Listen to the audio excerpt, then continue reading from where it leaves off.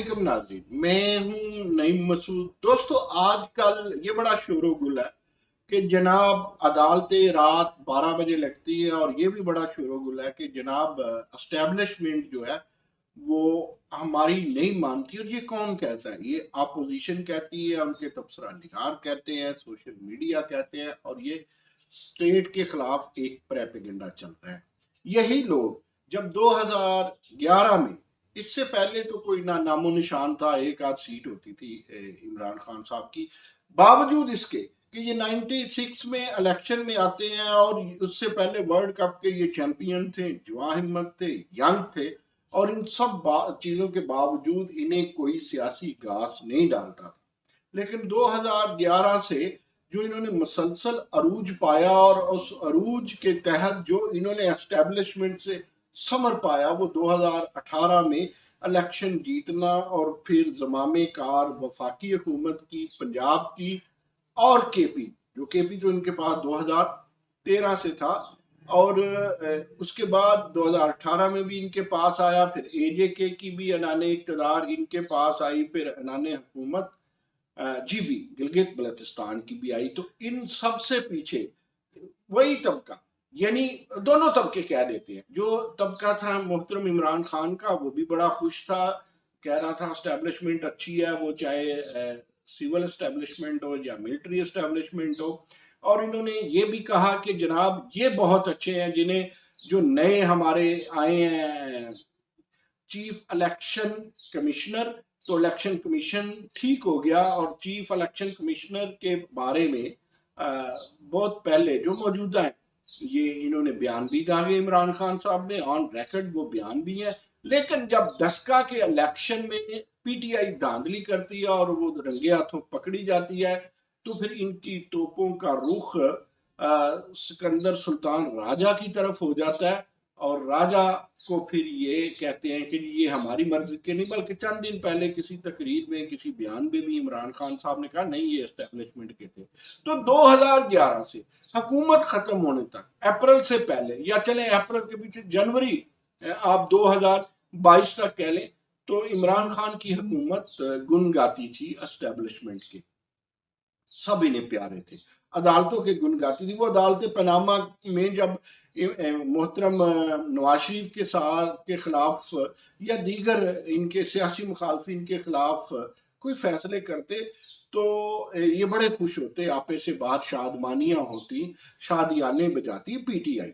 लेकिन यूं ही ये आइन को मुसलसल तोड़ते रहे, इनके डेप्यूटी स्पीकर, इनके स्पीकर, और अदालतों को, एस्टेब्लिशमेंट को ये पता चला कि सारा कुछ फ्लॉप होने वाला है। मार्शल लॉ से बचाने के लिए अदालतों को लगना पड़ा। जिस तरह आप देखें हमजा शहबाज के हवाले से जनाब जो गवर्नर पंजाब है क्या कर रहे हैं, सदर जो पाकिस्तान जो है वो क्या कर रहे हैं, यानी आइन उन्होंने पसे पुश्त रख दिया। कभी बीमारी का बहाना, जो जो सुकम या जो कोई चीज उन्हें मिलती है।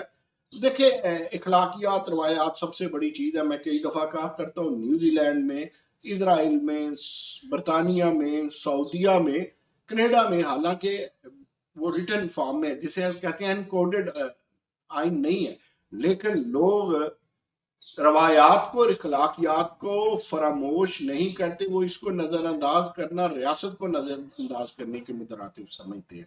वही जब बार बार पिछले दिनों बातें करते रहे कि जब बेनजीर के खिलाफ तहरीक अदम एतमाद आई थी, तो बेनजीर ने वहां बैठ के फेस की थी, वो दो वोटों से वो बच निकली थी।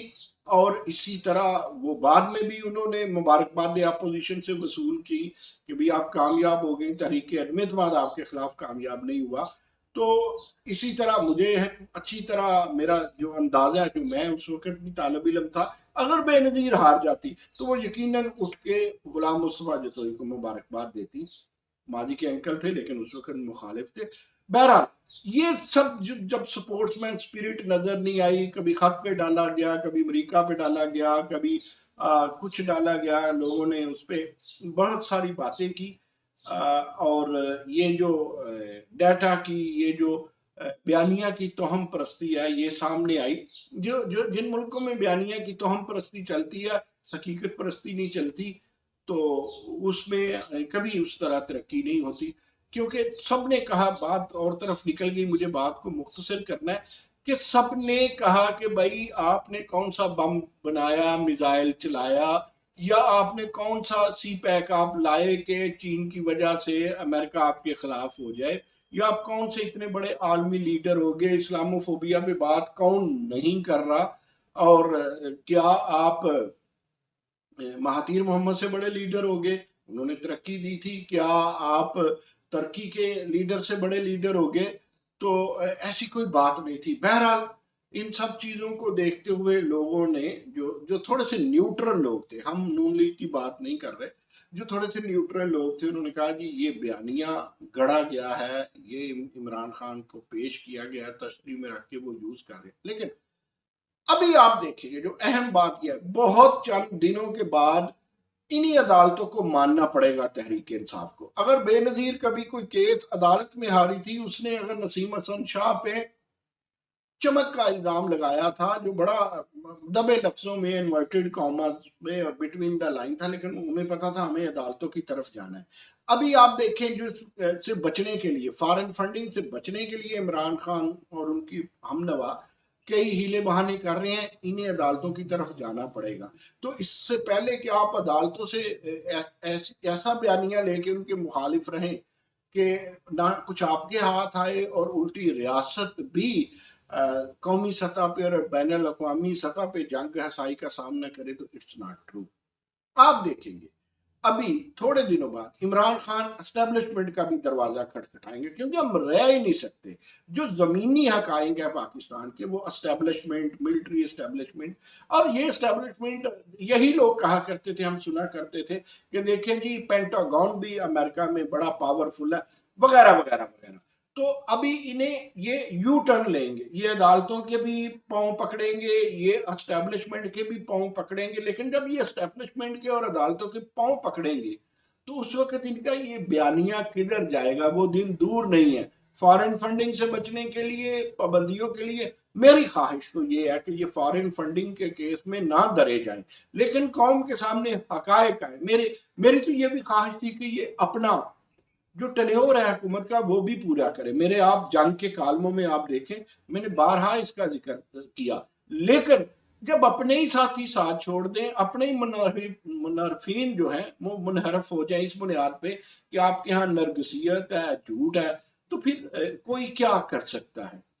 जब घर का बेदी लंका डालता है ना जी, तो फिर लंका के तले से जमीन उसी वक्त खींची जाती है, वरना बिलावल भुट्टो जरदारी या आसिफ अली जरदारी या नवाज शरीफ और या इमरान खान क्या, सॉरी, नवाज शरीफ और शहबाज शरीफ क्या कर सकते हैं, जब अपने ही पांडे आपके लिए भरे हुए ना हो, खाली हों, खड़कते हों।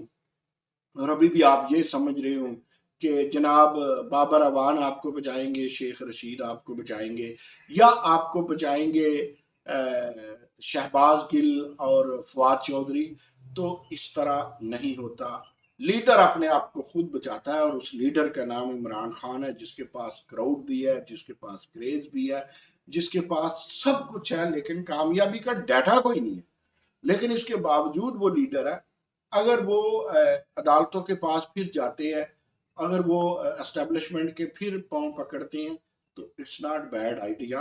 अगर आप ये सुनना चाहते हैं मेरे मुंह से, तो घूम घुमा के नून लीग ने भी तो पकड़ा, लेकिन इन सारे मामला, नून लीग और पीपल्स पार्टी का मामला ये है कि वो आलमी सतह पर अपना तशख्खुस और अपनी रियासत का तशख्खुस कमोबेश इमरान खान की निस्बत ज्यादा रखते हैं। इमरान खान की कामयाब कामरानी पूरी डिपेंड करती थी एस्टेब्लिशमेंट पे, और बड़ा मुख्तसर दुरानी है। 11 में रूज पाते हैं, 13 में नाक इलेक्शन हारने के बावजूद नाक में दम करते हैं, पैंती पंक्चर की बात करते हैं, एक बड़ा बयानिया था, बाद में अपने बयानिया को खुद ही गूंगा करते हैं कि नहीं वो सियासी बयान था, जब अदालत में साबित नहीं कर सके थे।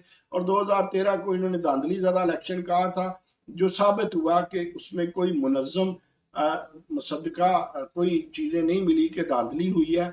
तो बाद में अब देखें, अगर 11 से छोड़ें, 11 से 13 से केपी में आए, 13 से 18 तक का अरूज और 18 से 22 तक का अरूज ये नहीं संभाल सके, और फिर मैं बार बार एग्जांपल देता हूँ, चर्चिल कभी हुकूमत में होते थे, कभी बाद में होते थे, वो कभी मसलिनी और कभी वो हिटलर नहीं बनते थे। इमरान खान को भी माफ कीजिएगा, अगर भुट्टो बनना है तो उन्हें फिर नवाज शरीफ और बेनजीर और आसिफ अली जरदारी भी बनना पड़ेगा ताकि गुलशन का कारोबार चले।